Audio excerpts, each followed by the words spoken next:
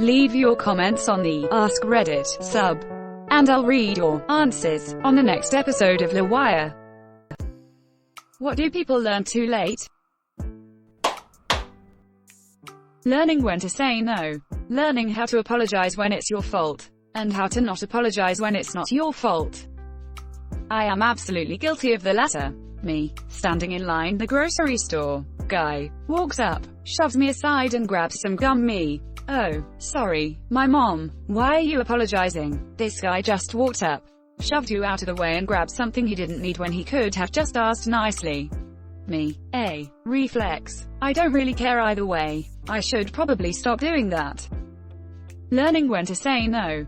I pondered excuses to form a reply, in search of a reason or logical lie. I'm working. I'm busy. I'm saving. I'm sick. I'm writing some music to play on a dick. But no, that's psychotic. Perhaps I'm in pain, affected by air, and allergic to rain. I'm waiting for parcels. I'm curling my hair. I'm shaving the cat, and I've nothing to wear. So what do you reckon? He thought to express, diverting my thoughts from internal distress. I'm sort of, I started, it's really, you know, and also, but kind of, ... I don't want to go. Learning when to say no. This can be quite hard for non-confrontational people and/or people who prefer to avoid conflict in order to please people. Any tips for making saying no a more comfortable process? Consider what saying yes will cost you: time, energy, money, etc. If you really can't part with what it would cost, then no is a statement of fact and an act of self-respect. Also, recognize that other people are allowed to be upset or have negative emotions, without it being your job to fix them, even if they say you're the source or reason. Obviously, if you've hurt someone with your words or actions, you should apologize, but if someone's mad at you for not doing them a favor, too bad. You're probably not their only option and they'll just have to learn to solve their own problems. We're each responsible for our own happiness. We can choose to add to the happiness of others, but it's nobody's job to ensure someone else's happiness. Yeah, I'm going to say this one. Perfect description. How do you know that it's not someone's job to make someone happy? I am learning I am codependent because of my upbringing. I feel so responsible to make my family happy. Confused face edit. Thank you for all the support and wise words. I will read and reread every one of the replies. None of us can directly control the emotions of someone else. We can influence them, do or say things to nudge them towards a happier headspace, but we can't control them. And trying to control or influence others too much leads to an ugly situation where both feel powerless. It can become toxic. It can become manipulative. It can push people to feel they're not allowed to be anything other than happy. We can be present to listen and support others when they need it. We can allow others to suffer, because life is full of suffering, and being there for them will lessen that pain. We can try to ensure we don't intentionally add to their pain and suffering. We can try to understand when we've done wrong, and when we cannot help. You have to respect that each person you know is responsible for their own emotions, and allowed to feel however they feel for whatever reason, and you have to give yourself that respect too. These are skills I'm struggling to learn too. It's not easy, but it brings a lot of peace to realize you're only responsible for yourself, as is anyone else. How to manage their finances. I was raised super debt phobic. I was always responsible, and only bought things I could afford and paid cash. I finished college and grad school by working and taking cash loans from family. After I started my career, I saved a nice chunk of cash for a 20% down payment on a house. I couldn't get a mortgage. I didn't exist. My parents taught me how to avoid debt but not how to build credit. I should have used a credit card and paid it off monthly instead of using cash. My boyfriend was in a poker tournament where first prize was $250K. Someone told him, "Wow, that's quit your job money." Quote, "We were very concerned for this dude's finances. Friend of mine inherited $400,000 from a relative. He announced it on Facebook. Suddenly had tons of new friends, a new apartment, new electronics, new girlfriend who was madly in love with him. They got married in a huge ceremony. The money was gone within 18 months, and within 3 months of that she divorced him for being broke, and he had to move back into his mom's. I feel like the first rule of coming into a lot of money is tell no one, for this specific reason. Several years ago, in my 30s, I let slip that I had about $100,000 in savings and investments. Some of my friends were blown away. One even said I was set for life. No, not even close. There's a character in King of the Hill nicknamed Lucky, because he won a lawsuit for $53,000 and said that after that he never had to work a day in his life. But the joke is that he's a down-and-out hillbilly who lives in a broken-down RV in the woods. Lesson number 1, $1,000 is not a lot to have, but it's a lot to owe.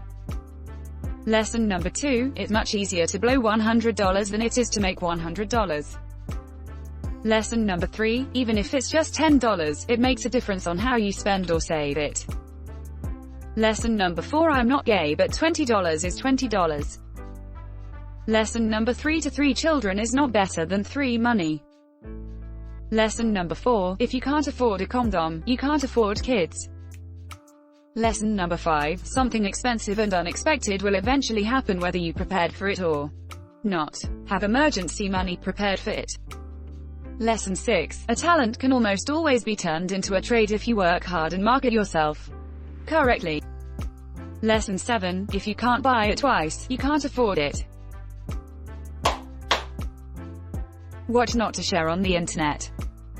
I am so grateful that my party years of 13 to 23 occurred in a pre-camera phone era. Amen to that. My MySpace pics are embarrassing enough. I'm glad I don't come across cringe-worthy pics of myself in skinny scarves and leg warmers. Lol. I lived in AZ. Why on earth did I wear those things in 120-degree heat? Not to mention my emo phase. Shudder, those can stay in the family photo albums. Why are dungeon masters hoarding all of the dick pics? We prefer to call them magic missiles. What should I not share? Edit. Love all the replies. I'm not sure, but I have heard that it's always a good thing to share credit card numbers, expiry dates, security numbers and so on. Ooh, what about age and gender? The iconic 16F Cali.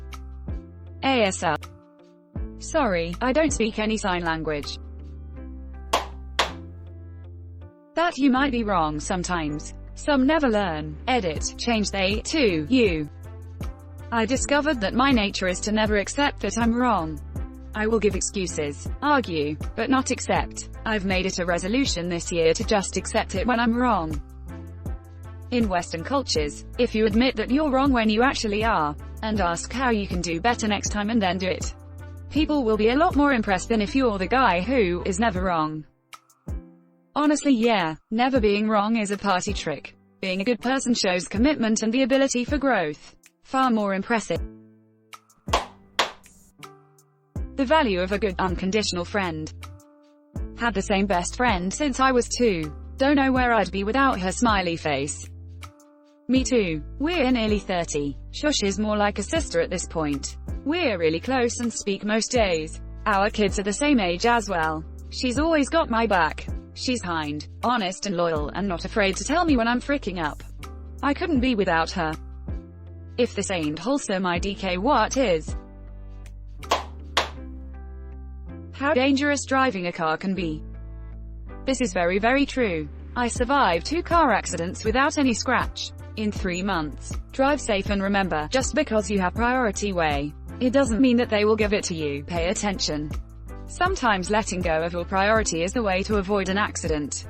Edit. By priority way I meant right of way. I didn't know, how was it called in English, so I written how I would say it in my language. Letting an idiot having his way is preferable to getting into an accident with said idiot. No matter how well you are within your rights. And also know that one day that idiot will be you because you lost focus. As humans tend to do once in a while. Interest rates, credit cards, credit score, money-saving techniques, 401k, in other words anything that keeps you from being trapped by poor money management. In other words anything that keeps you from being trapped by poor money management. Wages wasted, finance fleeting, funds fugacious, fast depleting, managed money, non-sustaining, savings strapped or sapped and draining. Friend, beware the glowing, glitter, sweet, seductive urge to fritter, spare a thought for simple verses sadly penned for empty purses. Be aware of how you're spending. Curb the constant, never-ending, smaller ways to lose a penny, each amounts to more than many. Check your bank for each transaction. each reduction, each subtraction. Make your plan, and don't forget it. Do it now, and don't regret it. Still enjoy the life you're leading, just remember what you're needing. Live within your means and budget. Learn to keep it, don't begrudge it, and then BSP. Carrot. I straight up had to go out of my way to take a personal finance class to learn half of this crap.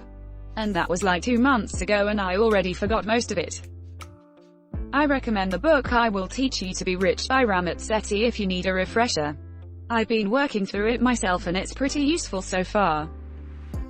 Alternatively, you could also write a book about how to get rich and people will buy it. That is possible to do everything fricking right and still lose. Just life in it. Edit. I didn't know that was from Star Trek. I just know it from a comment on Reddit 6 months ago and crap is true. Chav Picard. May you live long and lit. How to communicate.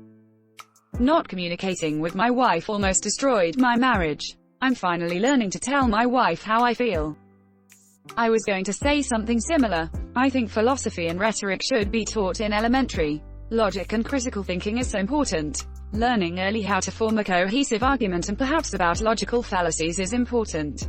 Also ethics. Imagine how better of a world we would live in if everyone knew how to think critically. Plato's The 5 Dialogues should be introduced early on. I whip out PP. Is this how to obtain GF? If the cops aren't there by now, possibly. If she laughs, you're okay. Depends on the laugh.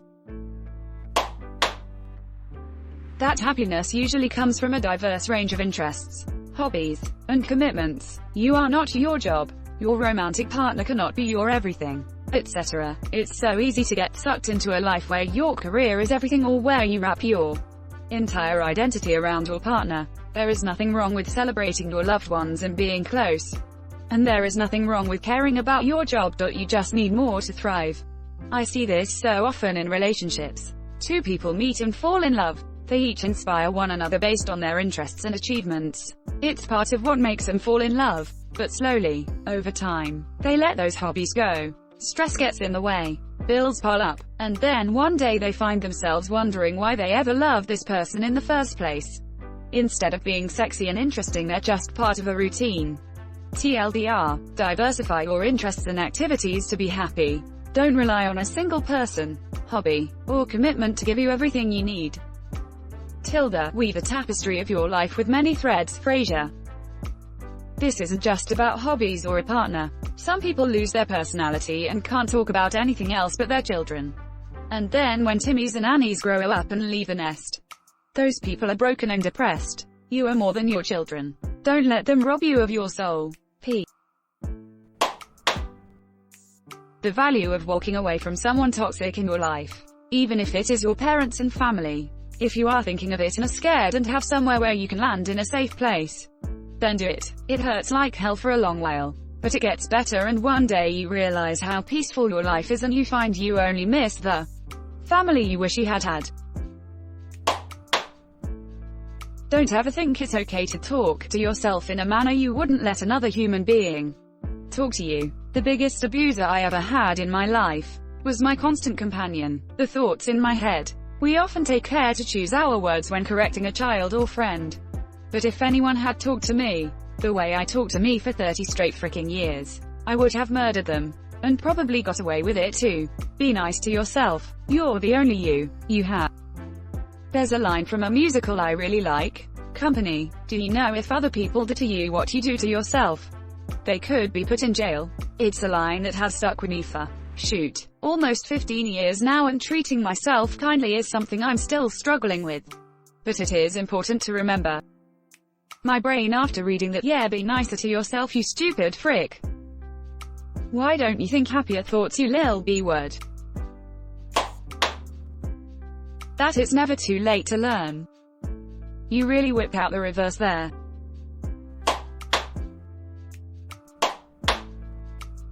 Thanks for watching. Last week I asked Reddit the best of recent AskReddit submissions and comments. If you like these videos and want longer versions, check out LWIAR too. And don't forget to like and subscribe.